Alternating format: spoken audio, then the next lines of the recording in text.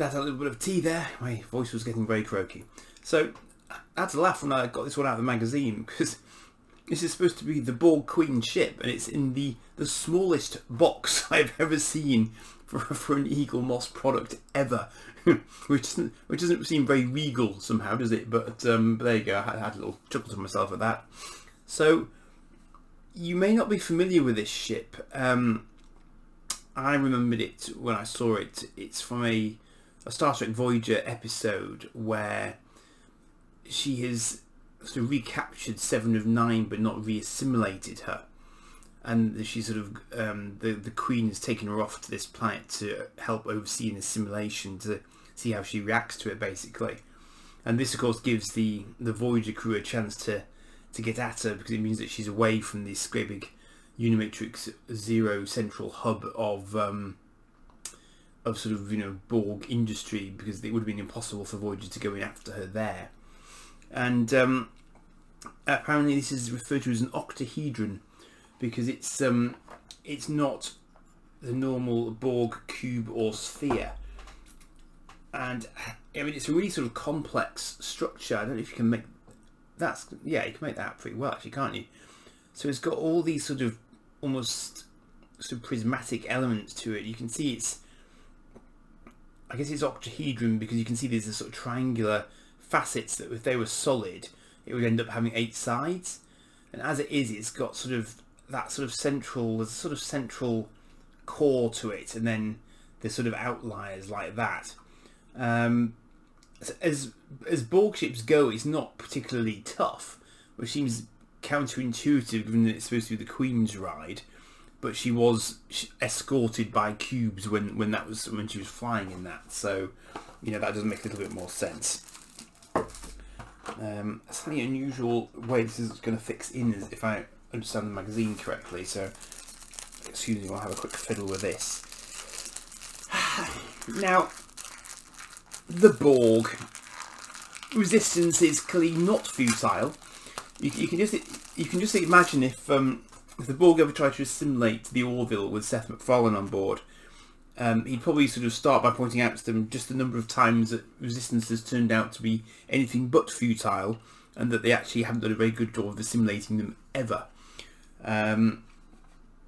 You know, it's just there was a time. Best of Both Worlds was properly scary.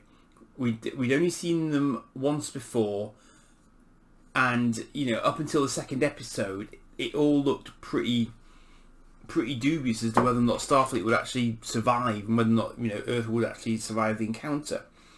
But we now have this lone Federation ship in the Delta Quadrant, just barely getting by, and yet we're supposed to believe that it can successfully survive an encounter with the Borg Collective with, oh, I'd like that stand actually, with no backup. And the thing is, we know that, now I don't know whether or not it's actually, in this episode, in Dark Frontier, the Queen says that they basically let Seven of Nine get rescued by Voyager so that they could use her to study humanity. There's the big front cover, quite a nice image of this ship. And I don't know if I really buy that. It's a very un-Borg-like thing to do, and is indicative of the fact that the Borg have morphed quite a lot over time. Because, I say, you know, they used to be very much the big bad, and then the Queen got introduced in First Contact, and the whole thing just kind of, you know, shifted from that point on, because there was this suggestion that she was somehow obsessed with Picard and the Cutus, and, you know, sort of humanity in general. And really, humanity ought to be a complete cakewalk for them, because they probably assimilated, you know, tougher species than humanity. So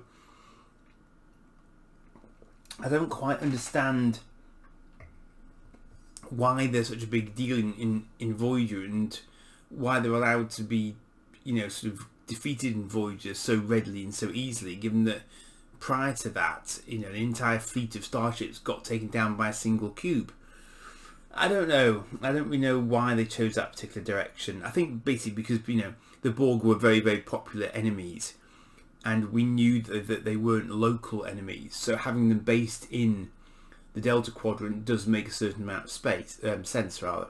So yeah, so I mean, it's nice enough shit. I mean, the thing I do like about the Borg, insofar as anyone can say that, is that their ships are very, very logical, because they don't need to be aerodynamic. They are just efficient. They are cubes, they are spheres, they are sort of cuboids.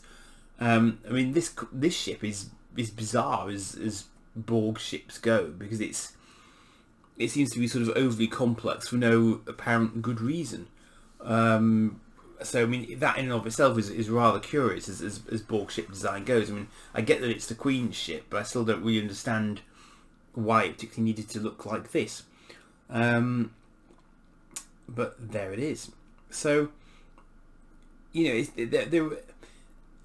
just I think, I mean, I get what happened, because you couldn't have a race be that all powerful for too long, because otherwise there would be no answer to them, and it would be game over for every other sentient species in the vicinity.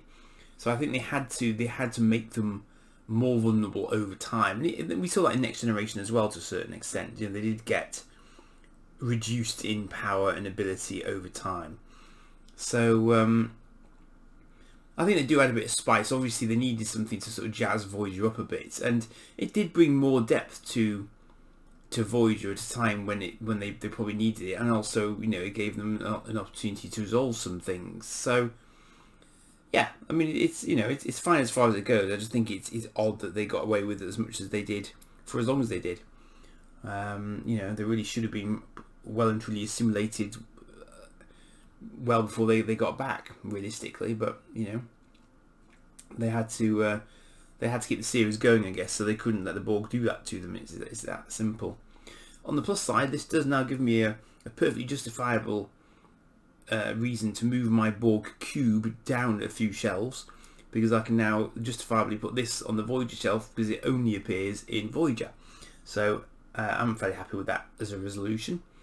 And I am finally at the end of that rather larger than average haul, because the irony was I put enough in my basket to get free postage, but then when I applied the autumn discount, it went below the value that you need to get free postage.